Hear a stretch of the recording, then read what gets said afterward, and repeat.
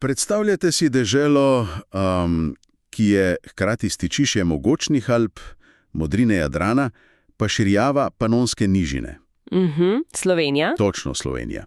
In danes se bomo malo poglobili v njeno bistvo. Imava tukaj gradivo, naslov je Slovenska kultura, identiteta in zgodovina, potovanje skozi čas in lepote dežele. Ja. In cilj je pač, da izluščiva ključne stvari, kaj dela to deželo tako posebno. Edinstveno, ja. Takoj pade v oči ta poudarek na nekem posebnem slovenskem duhu, ki se je ohranil kljub vsem stoletjem, sem vpliv. Res je. Nekaj trdoživega.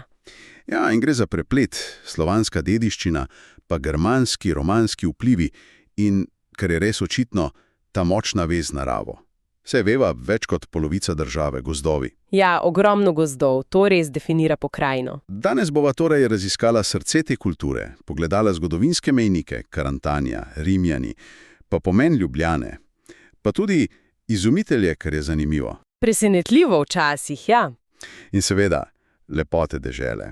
Tisti Prešernov verz, ljubezen in upanje, se zdi kot neka rdeča nita, ne? In kar je pri tem res zanimivo, vsaj zame, je kako ta identiteta, ki je tako kompleksna, pač oblikovana skozi stoletja, danes deluje skoraj kot nek most. Most, kako to misliš? Ja, povezuje tradicijo in sodobnost, preteklost in prihodnost.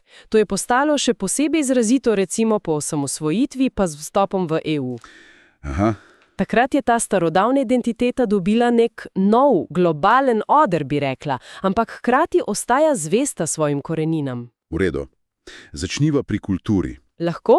Gradivo uporablja eno tako lepo prispodobo. Reka Ljubljanica. Mirna na površju. Točno, ampak spodaj polna skritih globin. In vse se pač začne tam nekje v 6. stoletju. Ne? Naselitev Slovanov, njihov jezik. Seveda, to so temelji. Omenjena pa je tudi tista zanimiva ugotovitev iz antropoloških študij o policentričnosti kulture. A ja, to, da so ljudje, kako bi rekla, mogoče malo bolj zadržani v širših krogih. Ja, točno to. Ampak med bližnjimi pa bolj neposredni. In kaže, da družina pa katoliška dediščina igrata pomembno vlogo. Pri stabilnosti. Vsekakor. Jezik pa je, ja, absolutno srednjega pomena, ko govorimo o preživetju, o identiteti. Gotovo. Pomislite, brižinski spomeniki, 10. stoletje.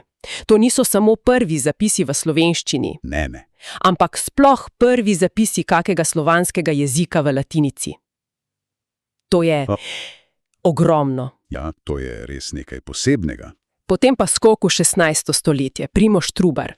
Katekizem. Prva tiskana knjiga. Ne samo to. Temelj za standardizacijo jezika in s tem narodne zavesti. Vse to sredi reformacije. In potem, jasno, Prešeren, 19. stoletje, zdravnica. Brez njega si težko predstavljamo sodobno identiteto, pa himno seveda. Res, jezik kot nekakšen ščit, pa hkrati vezivo, ne? Zanimivo pa je tudi, kako sodobna literatura gradivo omenja Jančarja, Žižka, še vedno raziskuje te dileme, identiteta danes. Še vedno relevantno, absolutno. Ampak kultura ni samo beseda, kaj ne? Ne, seveda ne. Kaj pa glasba? Viri jo opisujejo kot dušo Slovencev. No, ta spekter je res fascinanten. Na eni strani imaš renesančnega mojstra Jakoba Galusa, Galus Carniolus. Tako, ki naj bi svojo polifonijo vplival celo na nemške baročne mojstre, na drugi strani pa Laibach. Popolnoma drug svet. Popolnoma.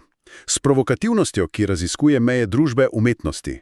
Ampak med tema poloma je ogromno vsega. Pomembni festivali, Lent recimo. Poletje na vrtu. Ja, in seveda ne moreva mimo bratov Avsenik. Globalni fenomen. Narodno-zabavna glasba, ki je šla v svet. In ta glasba se verjetno tesno prepleta s folklorom, kaj ne? Seveda. Pust v Ptuju.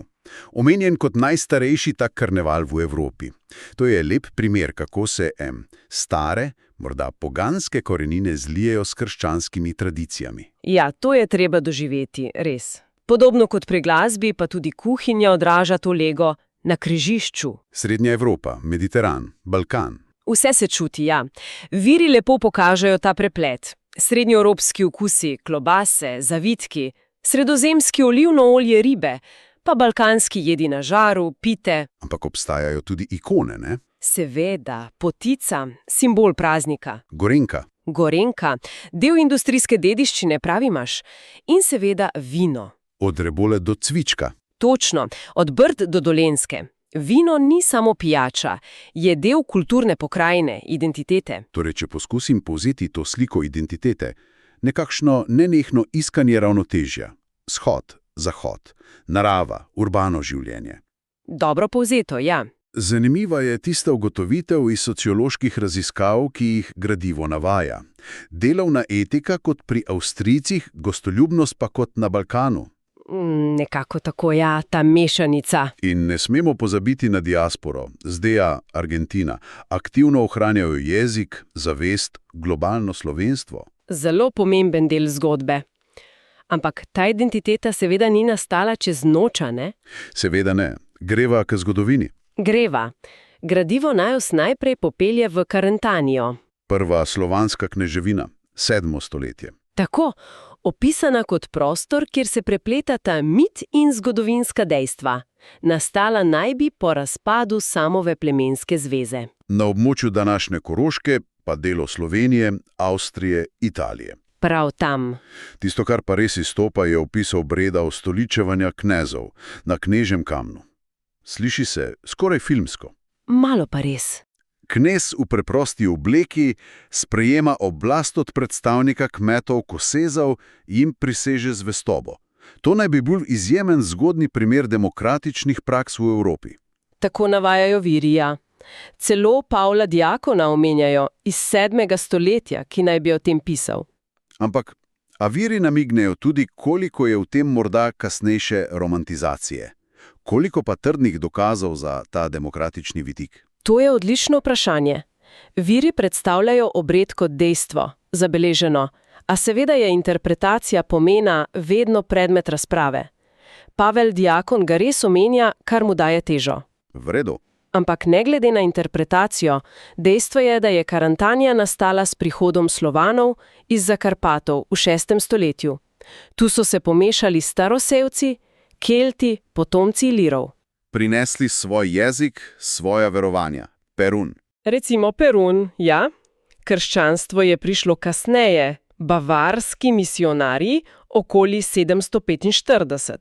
Ampak ključno je, in to viri poudarjajo, da se je ta poseben obred ustoličevanja v slovenskem jeziku ohranil neverjetno dolgo, do 1414. Wow. Danes Karantanija ostaja močan simbol. Elementi so v grbu, Peter Štih jo imenuje kar prva slovenska država. Fascinantno res. Če greva še dlje nazaj, Rimsko cesarstvo, 1. do 5. stoletje. Strateško pomembno ozemlje, stiščišče provinc, Norik, Panonija, Venetija. In ključna je bila ustanovitev Emone, današnje Ljubljane. Kot vojaške postojanke, trgovskega središča. Ja, predrimsko prebivalstvo se je postopoma romaniziralo. Latinščina, rimski bogovi, gradnja. Ceste, akvadukti. Tako. Pomembno pa je razumeti, da Slovencev kot naroda takrat še ni bilo, jasno? Seveda. Ampak protoslovanski elementi, ki so prihajali kasneje, so se verjetno že začeli mešati z romaniziranim prebivalstvom. Gradivo izpostavlja tudi bitko pri Frigidu, 394. Blizu Ajdovštine. Tam nekje, ja? Ogromen pomen za utrditev krščanstva v cesarstvu. In rimska dediščina je preživela. Ostanki Emone, Petovione ob Ptuju. Celo besede. Vino, mesto. Točno. In krščanstvo, ki je tu pognalo korenine, je preživelo propad Rima. Rim je torej postavil neke temelje. Po Rimljani pa srednji lek, plemstvo. Viri omenjajo tuje dinastije, Spanheimi, goriški grofje, ampak posebej izpostavljajo grofe Celjske. 1341 do 1456. Zadnja velika dinastija s slovenskimi koreninami.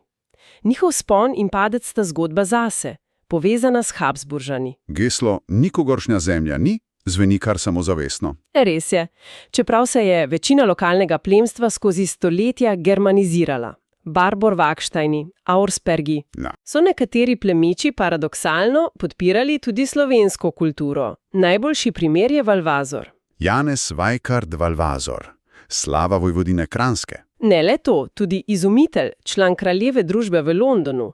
Plemstvo je imelo vlogo pri obrambi pred Osmani, recimo s financiranjem rudnika v Idriji. Strateško pomembnega? Zelo.